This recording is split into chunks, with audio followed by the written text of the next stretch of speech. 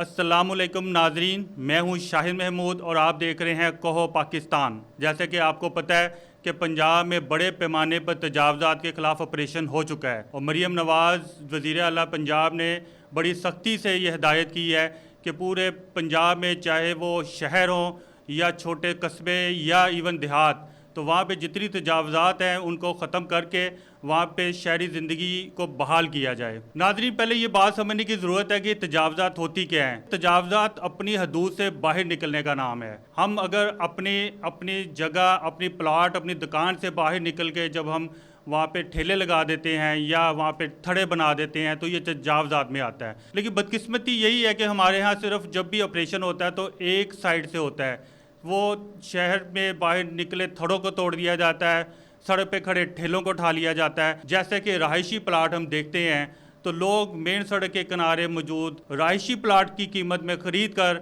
उसके ऊपर दुकानें बना देते हैं। अच्छा, वो दुकानें जो बनती हैं तो वहाँ पे साथ ही एक आध प्रॉपर्टी का ऑफिस डेवलप कर लेते हैं। फिर वहाँ पे जो भी LDA का या कॉरपोरेशन का अमला वहाँ से गुजरता है, ये लोग उनकी आओ भुगत करते हैं, उनको अपने दफ्तर में बुलाते हैं, उनसे दोस्तियाँ बनाते हैं, उनके साथ डील कर लेते हैं, जिसके नतीजे में ये तजावज़ात आहिस्ता आहिस्ता मजबूत होती चली जाती हैं। फिर उनके सामने थड़े बनते हैं, चबूतरे बनते हैं, फिर उन दुकानों के आगे ये लोग अपने ठेले लगाते हैं। ये ठेलों से भी पैसा कमाते हैं, ये दुकानों से भी किराया वसूल करते हैं और फिर जब ये देखते हैं कि ये गैर कानूनी अमल है और इसके पीछे कुछ और लोग भी शामिल हो रही है, खामोशी से किसी मासूम शहरी को बेच के निकल जाते हैं और इसी तरीके से किसी नई जगह पे चले जाएं। अभी हम मुख्तलिफ सोसाइटियों में चले जाएं, उनके जो मेन सड़क के साथ साथ जितनी भी गैर कानूनी दुकानें हैं, इनके पीछे ये माफिया है। और इन माफियाज़ के पीछे कौन है? इन माफियाज़ के पीछे वो तमाम सरकारी अदारे हैं जिनका काम असल में शहरों की डेवलपमेंट करना है, शहरों से तजावज़ात को रोकना है और शहरों की खूबसूरती को बहाल करना है। लेकिन बदकिस्मती यही है कि हमारे माशरे में हर शख्स की एक कीमत है, वो अपनी कीमत वसूल करता है और अब शहरों के हुस्न को तबाह करता है। ये तो एक हिस्सा है। अब दूसरे हिस्से की तरफ आते हैं। अभी मैं देखता हूँ कि फ़िरोज़पुर रोड के इर्द गिर्द बड़ी तेज़ी से ठेलों के ख़िलाफ़ ऑपरेशन हुआ। चंद दिन बड़ी सख्ती की गई, लेकिन आहिस्ता आहिस्ता वो ऑपरेशन ख़त्म हो गया।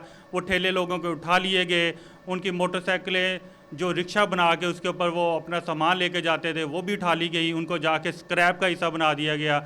लेकिन अब आहिस्ता आहिस्ता वही ठेले दोबारा जन्म लेना शुरू हो जाएंगे। उनके पीछे फिर किसी की दिहाड़ी लगेगी, फिर किसी की जेब में पैसा जाएगा, लेकिन अल्टीमेटली क्या होगा? नुकसान आवाम का होगा।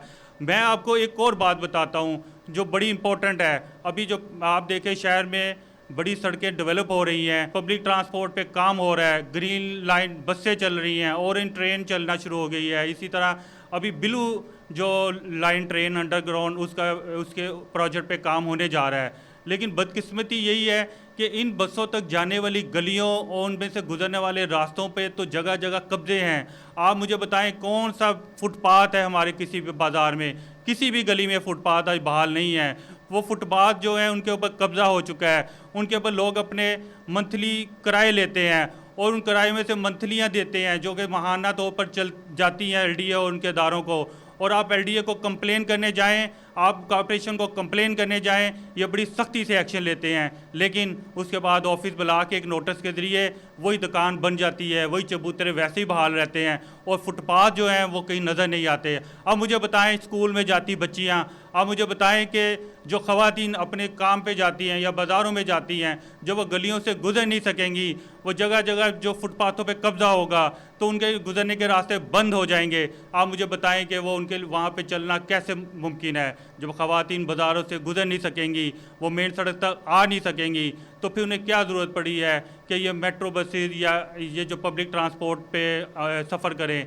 मैं ऐसे 20 वालिदैन को जानता हूँ जिनकी बच्चियाँ कॉलेज जाती हैं, जिनकी बच्चियाँ यूनिवर्सिटी जाती हैं। वो कहते हैं कि हम अपनी बच्चियों को गाड़ी या मोटरसाइकिल पे छोड़ने पे मजबूर हैं क्योंकि हम इस गुज़रते हुए रास्ते से बच्चियों को, जहाँ पे जगह जगह ठेले लगे हैं, जहाँ गुजरने का रास्ता नहीं है और लोग वहाँ पे बाइक ठेलों पे बैठे हैं, सड़कों पे लोगों का हजूम है और हर बंदा गुजरती ख़वातीन को इस तरह नज़रों से देखता है जैसे कोई भूखी नज़रें हों। अब मुझे बताएं इस सारे सिस्टम में अगर आप कहना चाहते हैं कि हम एक शहरी निज़ाम डेवलप कर दें, हम एक बड़ा ट्रांसपोर्ट में इनकलाब ले आएँ, लेकिन वो कभी मुमकिन नहीं है जब तक आपने फुटपाथ बहाल नहीं करेंगे। वज़ीर आला चाहती हैं कि तजावज़ात का जो ऑपरेशन कामयाब हो, उसमें सबसे पहला जो काम है वो यहाँ के फुटपाथों को बहाल करना है और लोगों को ये तरगीब देनी है कि वो पैदल चलें और फुटपाथों से चलते हुए वो मेन सड़कों पे आएँ, वहाँ से वो पब्लिक ट्रांसपोर्ट का इस्तेमाल करें। आप यकीन जानिए कि आपकी शहर का हुस्न जो दुबाला हो जाएगा। जब तक आप एलडीए को साफ़ नहीं करेंगे, आप यकीन जाने एलडीए में ऐसा ऐसा हीरा बैठा है जो वहाँ से खुद आते हैं, आपको नोटिस देते हैं। नोटिस में इतनी फुर्ती होती है कि चंद दिन के अंदर अंदर नोटिस आता है, उसके बाद कोई उस पर कार्रवाई नहीं होती, कुछ ना कुछ डील होती है, वही गैर कानूनी जो इमारत है बन जाती है, वही गैर कानूनी दुकानें खड़ी हो जाती हैं। जब वो खड़ी हो जाती हैं तो फिर उसके बाद उनके ख़िलाफ़ कोई काम नहीं होता, फिर उनको सील करने की बातें की जाती हैं।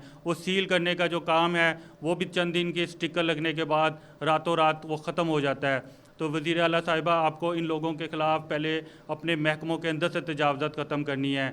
आपको अपने महकमों के अंदर से इख्तियारात से तजावज़ करते हुए लोगों को उठाना है, वरना ये गरीबों के ठेले उठाते रहेंगे लेकिन मकासद पूरे नहीं होंगे। यहाँ पे एक इमारत जब उस पर गैर कानूनी तामीर होती है, कोई शहरी उसकी कंप्लेन करता है तो वहाँ पे एक एलडीए और कॉरपोरेशन का गठजोड़ होता है, वो माफिया के साथ खड़े होते हैं, वो माफिया को उस शहरी का नाम बताते हैं। आप मुझे बताएं, उस शहरी की ज़िंदगी जब महफूज नहीं होगी तो कौन शख्स है जो हुकूमत और रियासत को आके सपोर्ट करेगा, कौन शख्स है जो हुकूमत और रियासत की मदद करेगा, और कौन शख्स है जो ऐसी कंप्लेन दायर करेगा जो इन अख्तियारात से तजावज़ करते हुए लोगों को रोक सके। और मुझे यकीन है कि मरीम नवाज़ साहिबा, आपने जिस तेज़ी से काम शुरू किया है, आपने गली मोहल्लों में तजावज़ात को दूर किया, आपने अर्बन ट्रांसपोर्ट जैसे बहुत अहम इशू को एड्रेस किया है, लेकिन आप अगर अपनी गली मोहल्लों, अपने बाज़ारों के फुटपाथों को बहाल करने में कामयाब हो गई, और अगर आप अपने अदारों में बैठे इन तजावज़ात माफिया